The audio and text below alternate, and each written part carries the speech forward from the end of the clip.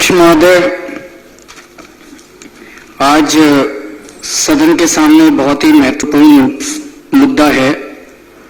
पिछले 70 साल से दिल्ली के लोगों के साथ अन्याय हो रहा है, दिल्ली के लोगों का अपमान हो रहा है। 1947 में हमारा देश आजाद हुआ था। उसके बाद 26 जनवरी 1950 को हमारे देश में संविधान लागू हुआ, अंग्रेज चले गए और हमारे देश में जनतंत्र लागू हुआ। जनतंत्र मतलब जनता का शासन। जनता का शासन मतलब लोग वोट डालते हैं, वोट डाल के अपनी सरकार चुनते हैं और वो सरकार लोगों के लिए काम करती है, लोगों की मांगे पूरी करती है, लोगों को सुरक्षा देती है, लोगों को न्याय देती है, लोगों के विकास के लिए काम करती है, पिछड़े दलित मजदूरों किसानों के लिए काम करती है। ये सारे काम करने के लिए उस सरकार के पास सारी शक्तियां होती हैं, सारी पावर होती है। उन शक्तियों और उन पावर को इस्तेमाल करके वो चुनी हुई सरकारें अपनी जिम्मेदारियां पूरी करती है। पूरे देश के अंदर पिछले 70 साल में 26 जनवरी 1950 को पूरे देश में जनतंत्र लागू हो गया, दिल्ली के अंदर जनतंत्र लागू नहीं हुआ। 70 साल से दिल्ली के अंदर जनतंत्र लागू नहीं हुआ। 70 साल से दिल्ली के लोग बार बार यही मांग कर रहे हैं कि दिल्ली में भी जनतंत्र होना चाहिए। जब मैं कहता हूं कि दिल्ली में जनतंत्र लागू नहीं हुआ, तो एक प्रश्न ये उठ सकता है कि दिल्ली में जनतंत्र कैसे नहीं लागू हुआ। दिल्ली में भी तो लोग अपने वोट डालते हैं, दिल्ली में भी तो लोग सरकार चुनते हैं, दिल्ली में भी तो लोग सरकार चुन के सरकार को जिम्मेदारी देते हैं। हां, दिल्ली में लोग वोट तो डालते हैं, सरकार तो चुनते हैं, लेकिन उस सरकार के पास दिल्ली के लोगों के काम करने की कोई भी पावर नहीं है। दिल्ली के लोगों की रक्षा करने की दिल्ली की चुनी हुई सरकार के पास कोई पावर नहीं है। दिल्ली के लोगों को न्याय दिलाने की दिल्ली की चुनी हुई सरकार के पास कोई पावर नहीं है। दिल्ली के लोगों के विकास के काम करने की दिल्ली की चुनी हुई सरकार के पास कोई पावर नहीं है। हरियाणा में लोग सरकार चुनते हैं, उसके पास पूरी पावर है। महाराष्ट्र में लोग सरकार चुनते हैं, उसके पास पूरी पावर है। मध्य प्रदेश में लोग सरकार चुनते हैं, उसके पास पूरी पावर है। दिल्ली के लोग सरकार चुनते हैं, उसके पास कोई पावर नहीं है। तो यह बड़ा प्रश्न उठता है कि आखिर ऐसा क्यों? दिल्ली के लोगों के वोट की कीमत बाकी देश के लोगों के वोट की कीमत से कम क्यों है? दिल्ली के लोगों को अपनी पूरी सरकार क्यों नहीं मिलती? दिल्ली पूर्ण राज्य क्यों नहीं है? दिल्ली आधा अधूरा राज्य क्यों है? दिल्ली के लोगों का क्या कसूर है? क्या दिल्ली के लोग पूरा टैक्स नहीं देते? क्या दिल्ली के लोग देशभक्त नहीं है? क्या दिल्ली के लोगों में आखिर ऐसी क्या कमी है जो दूसरे देश के लोग करते हैं, जो दिल्ली के लोग नहीं करते? दिल्ली के लोगों को जनतंत्र क्यों नहीं अभी तक 70 साल में लागू हुआ? अध्यक्ष महोदय, पिछले 70 साल के अंदर कभी बीजेपी ने, कभी कांग्रेस ने, कभी बीजेपी ने, कभी कांग्रेस ने हर बार चुनाव के पहले वादा किया कि अगर उनकी सरकार बनी तो वो पूर्ण राज्य का दर्जा देंगे। अगर हमारी सरकार बनी, हमें वोट दो, हम पूर्ण राज्य का दर्जा देंगे। हमें वोट दो, हम पूर्ण राज्य का दर्जा देंगे। यहां तक कि पिछले 2014 के चुनाव के पहले मौजूदा प्रधानमंत्री श्री नरेंद्र मोदी जी ने खुद बोला था कि हम दिल्ली को पूर्ण राज्य का दर्जा दिलाएंगे। उन्होंने खुद वकालत की थी, लेकिन दोनों पार्टियों की नीयत खराब थी शुरू से। दोनों पार्टियों को लोगों ने ट्राई किया। 2 बार दिल्ली के अंदर 7 सीटें कांग्रेस वालों को दी, पिछली बार 7 सीटें बीजेपी वालों को दी। लोगों ने भरोसा करके दी। जब इन पार्टियों ने चुनाव में कहा कि हमें 7 सीटें दो, हम पूर्ण राज्य देंगे, लोगों ने भरोसा करके दे दी, लेकिन जीतने के बाद इन्होंने पूर्ण राज्य दिल्ली को नहीं दिलाया। और अब दुख की बात यह है कि जब आम आदमी पार्टी ने पूर्ण राज्य की बात उठाई है, तो दोनों कांग्रेस और बीजेपी दोनों ने पूर्ण राज्य की मांग का विरोध कर दिया। अब दोनों पार्टियां कह रही हैं कि दिल्ली को पूर्ण राज्य का दर्जा नहीं मिलना चाहिए। यह तो सरासर पीठ में छुरा घोंपने वाली बात है। यह तो सरासर दिल्ली के साथ विश्वासघात है। एक प्रश्न यह उठता है कि दिल्ली में आखिर महिलाएं सुरक्षित क्यों नहीं है? दिल्ली के अंदर किसी आम आदमी के घर में अगर उसकी लड़की सवेरे सवेरे कॉलेज के लिए निकलती है, स्कूल के लिए निकलती है, सारा दिन उसका दिल धक धक करता रहता है जब तक वो लड़की घर वापस नहीं आ जाती। उसे ये लगता है पता नहीं वापस आएगी, वापस नहीं आएगी, वापस आएगी, वापस नहीं आएगी। पूरे दिल्ली में आज छेड़छाड़ की इतनी घटनाएं बढ़ गई हैं, इतनी घटनाएं बढ़ गई हैं। आखिर हमारी महिलाएं सुरक्षित क्यों नहीं है? दिल्ली के अंदर चारों तरफ चोरियां, डकैतियां, चेन स्नैचिंग, कार की चोरी, मोटरसाइकिल की चोरी। ऐसे हो गया जैसे दिल्ली कोई देश की राजधानी ना होके क्राइम कैपिटल बनती जा रही है। और बड़े शर्म की बात है कि पूरी दुनिया के अंदर दिल्ली को रेप कैपिटल और क्राइम कैपिटल की तरह देखा जाता है। आखिर ऐसा क्यों? दिल्ली के अंदर महिलाएं सुरक्षित क्यों नहीं है? दिल्ली के अंदर महिलाएं सुरक्षित इसलिए नहीं है क्योंकि दिल्ली पूर्ण राज्य नहीं है, क्योंकि दिल्ली पुलिस दिल्ली के लोगों के अंडर में नहीं आती है। दिल्ली पुलिस सीधे प्रधानमंत्री के अंडर में आती है। अब अगर किसी के घर में चोरी हो जाए, किसी के घर में चेन स्नैचिंग हो जाए, भगवान ना करे किसी की लड़की के साथ कोई गलत काम हो जाए, वो किसके पास जाएगा? वो पहले थाने जाता है। थानेदार उसकी अगर नहीं सुनता वो किसके पास जाएगा? वो अपने चुने हुए विधायक के पास जाता है। अब विधायक की दिल्ली पुलिस सुनती नहीं है, विधायक के अंडर में दिल्ली पुलिस आती नहीं है, जनता के अंडर में दिल्ली पुलिस आती नहीं है, तो वो बेचारा क्या करेगा? वो अपने मुख्यमंत्री के पास जाता है। अब मुख्यमंत्री की दिल्ली पुलिस सुनती नहीं है, मुख्यमंत्री के अंडर में दिल्ली पुलिस आती नहीं है, अब वो बेचारा प्रधानमंत्री के पास तो नहीं जा सकता। प्रधानमंत्री जी तो किसी से मिलते ही नहीं है, प्रधानमंत्री के साथ तो कोई मिल ही नहीं सकता। 4 साल से मैं कोशिश कर रहा हूं प्रधानमंत्री जी से मिलने की, मैं नहीं मिल सका अभी 4 साल के अंदर प्रधानमंत्री से। दिल्ली के मुख्यमंत्री से नहीं मिलते प्रधानमंत्री। एक आम आदमी जिसके घर चोरी हो गई, डकैती हो गई, छेड़छाड़ हो गई, वो किसके पास जाए फिर? आखिर दिल्ली के लोगों के साथ इस तरह से क्यों हो रहा है? आज पूरी दिल्ली चारों तरफ गंदगी, चारों तरफ गंदगी के ढेर लगे हुए हैं। दिल्ली इतनी गंदी क्यों है? दिल्ली, आप विदेशों में चले जाओ, आप लंदन चले जाओ, न्यूयॉर्क चले जाओ, वॉशिंगटन चले जाओ, टोक्यो चले जाओ, पेरिस चले जाओ, चारों तरफ आप देखते हो हर देश की राजधानी कितनी साफ सुथरी है। इतनी साफ सुथरी देश की राजधानियां, हम दिल्ली को साफ सुथरा नहीं कर सकते क्या? हम भी कर सकते हैं अपनी दिल्ली को साफ सुथरा। दिल्ली साफ सुथरी क्यों नहीं है? क्योंकि एमसीडी दिल्ली सरकार के अंडर में नहीं आती, क्योंकि एमसीडी दिल्ली के लोगों के अंडर में नहीं आती है, सीधे प्रधानमंत्री जी के अंडर में आती है।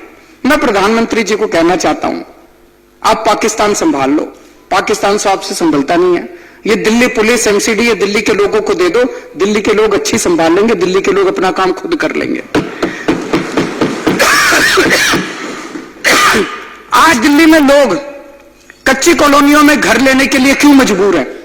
आज दिल्ली के लोगों के पास घर क्यों नहीं है? आज से 50 साल पहले डीडीए बनाई गई थी। डीडीए का काम ही यह था कि दिल्ली के हर परिवार के लिए एक घर बना के देना। आज दिल्ली के लोगों के पास घर नहीं है। 50 साल में डीडीए ने क्या किया? केवल और केवल बिल्डरों, भ्रष्टाचारियों और माफिया का भ्रष्टाचार का अड्डा बना हुआ है डीडीए। क्यों? क्योंकि डीडीए दिल्ली के लोगों के अंडर में नहीं आती, क्योंकि दिल्ली के लोगों के दिल्ली सरकार के अंडर में नहीं आती, प्रधानमंत्री जी के अंडर में आती है। उनको क्या लेना देना प्रधानमंत्री जी को दिल्ली के लोगों से? उनसे देश की समस्याएं तो संभलती नहीं है, उनका डीडीए, एमसीडी और दिल्ली पुलिस से उनको क्या लेना देना? आज पूरी दिल्ली के अंदर सीलिंग चल रही है। सीलिंग की वजह से सारे व्यापारी परेशान है, सारे दुकानदार परेशान है। केंद्र सरकार के पास दिल्ली सरकार, जो उनकी चुनी हुई सरकार है, कह के थक गई, कह के थक गई कि ये सीलिंग बंद कराओ। केंद्र सरकार को कोई इंटरेस्ट ही नहीं है, केंद्र सरकार के मंत्रियों को कोई इंटरेस्ट ही नहीं है, प्रधानमंत्री के पास टाइम ही नहीं है दिल्ली के व्यापारियों के लिए। तो कौन बंद करेगा दिल्ली की सीलिंग? दिल्ली के व्यापारी आखिर किसके पास जाएं? अगर डीडीए ने पूरी दिल्ली के अंदर कई दुकानें खोली होती, ढेरों दुकानें खोल दी होती, आज लोगों को रेजिडेंशियल एरिया के अंदर दुकानें खोलने की जरूरत नहीं थी, वो लीगल दुकानें लेके अपना धंधा कर रहे होते। आज दिल्ली के अंदर हमारे युवा बेरोजगार क्यों नहीं है? दिल्ली सरकार आज इतने काम कर रही है, इतने नए स्कूल खोल रहे हैं हम, इतने मोहल्ला क्लिनिक खोल रहे हैं, इतने अस्पताल खोल रहे हैं, हम डोर स्टेप डिलीवरी कर रहे हैं। कम से कम दिल्ली सरकार में 2 लाख नई नौकरियां निकल सकती हैं, 2 लाख नई नौकरियां। लेकिन दिल्ली की सरकार के पास पावर ही नहीं है नई नौकरियां निकालने की। दिल्ली सरकार के, दिल्ली के मुख्यमंत्री के पास पावर ही नहीं है नई वैकेंसीज निकालने की। कितने लोगों के लिए नौकरियां तैयार हो सकती हैं, कितने युवाओं को रोजगार मिल सकता है? आज दिल्ली के कच्चे कर्मचारी क्यों कच्चे हैं? वो पक्के क्यों नहीं होते? हमारी सरकार ने आने के बाद कम से कम 10 बार ऑर्डर जारी कर दिए कि दिल्ली सरकार में काम करने वाले सारे कच्चे कर्मचारियों को पक्का करो। हमने कैबिनेट में डिसीजन पास कर दिया कि सारे कच्चे कर्मचारियों को पक्का करो, लेकिन निर्णय केंद्र सरकार को लेना है। क्यों? क्योंकि दिल्ली पूर्ण राज्य नहीं है, सारी पावर केंद्र सरकार के पास है। आज हमारे बच्चे 12वीं पास करते हैं, 12वीं में 99% नंबर आने के बाद भी, 95% नंबर आने के बाद भी बच्चों को कॉलेज में एडमिशन नहीं मिलता। दर दर की ठोकरें खाते हैं हमारे बच्चे। 95% अगर बच्चे के नंबर आ जाए तो घर के अंदर खुशी नहीं मनाई जाती, मातम मनाया जाता है। क्यों?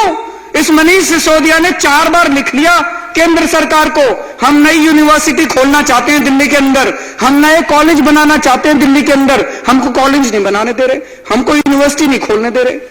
आज अगर दिल्ली पूर्ण राज्य होती, हम अपनी ढेरों यूनिवर्सिटी बनाते, ढेरों हम कॉलेज खोलते और दिल्ली वाले के बच्चों को एडमिशन लेने में दिक्कत नहीं होती। आज जितने काम हम करना चाहते हैं, हमने दिल्ली में बिजली के रेट कम करे, केंद्र सरकार ने उस फाइल के अंदर रोड़ा अटकाने में कोई कसर नहीं छोड़ी। हम नए स्कूल बनाना चाहते हैं, हमें जमीन नहीं देते, हम उन्हीं स्कूलों के अंदर कमरे बनाते हैं, चलो जमीन नहीं दे रहे छोड़ो, हम उन्हीं में कमरे बना लेंगे, उसकी फाइल क्लियर नहीं करते। हम मोहल्ला क्लिनिक बनाते हैं, उसके अंदर टांग अड़ाते हैं। हम सीसीटीवी कैमरे लगाना चाहते हैं, उसमें टांग अड़ाते हैं। हर फाइल मोदी सरकार अपने पास मंगा के, हर फाइल मंगा के उसके अंदर टांग अड़ाती है। इन सब चीजों के बावजूद हमने इतना काम करके दिखाया, इतना काम करके दिखाया है। आज अगर कोई जनता का आदमी मुख्यमंत्री के पास आके कहे कि जी अफसर पैसे मांग रहा है, ये अफसर काम नहीं करता, ये अफसर भ्रष्टाचारी है, चोर है, डकैत है, ये अफसर, इसका कुछ करो, मुख्यमंत्री के पास पावर ही नहीं उस अफसर को कुछ करने की। कैसे चलेगी ये सरकार? आखिर दिल्ली के लोगों को ऐसा क्यों कर रखा है केंद्र सरकार ने?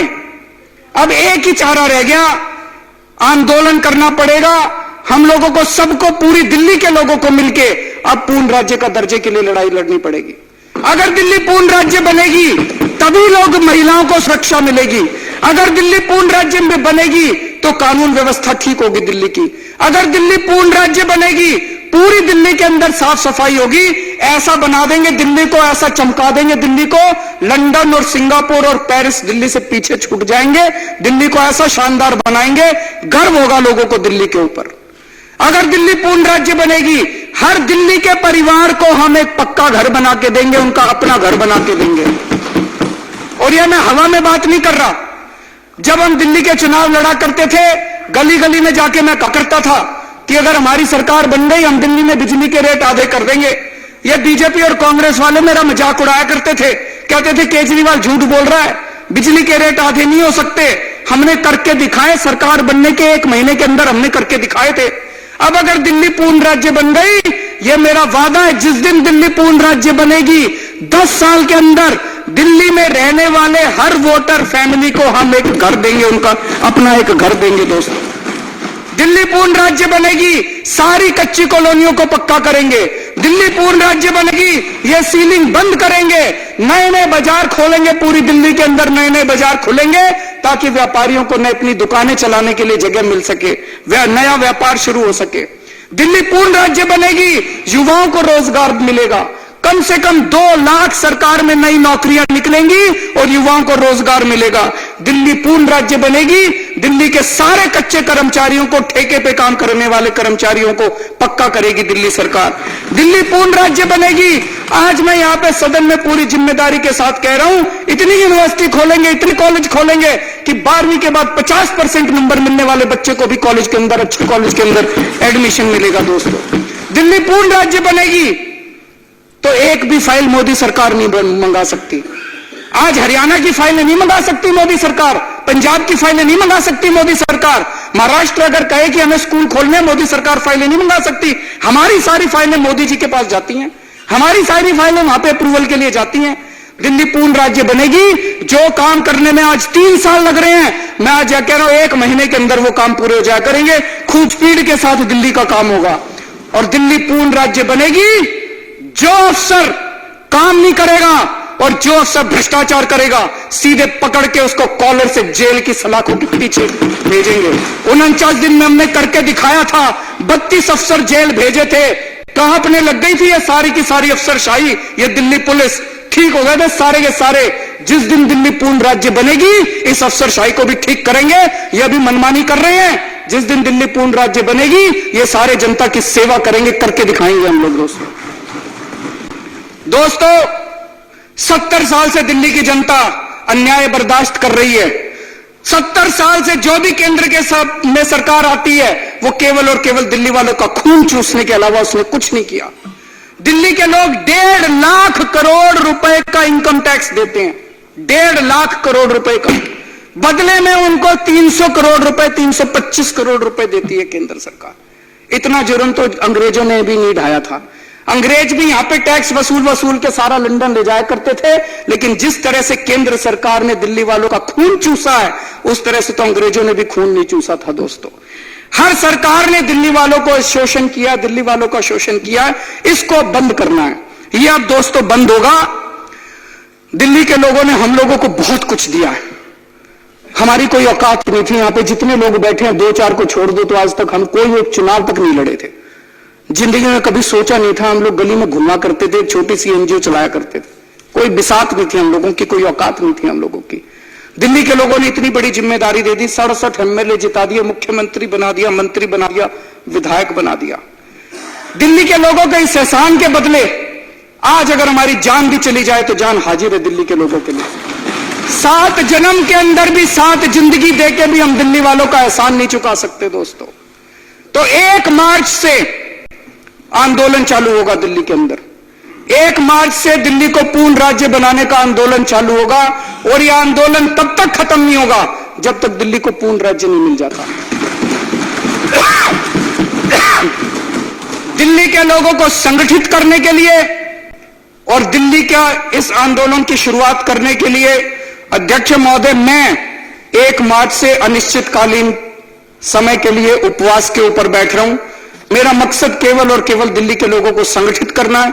आज सारी दिल्ली के लोग चाहते हैं कि दिल्ली को पूर्ण राज्य का दर्जा मिले, लेकिन उनकी इस मांग को संगठित करने के लिए और दिल्ली के लोगों को सबको तैयार करने के लिए 1 मार्च से मैं अनिश्चितकालीन उपवास के लिए बैठूंगा।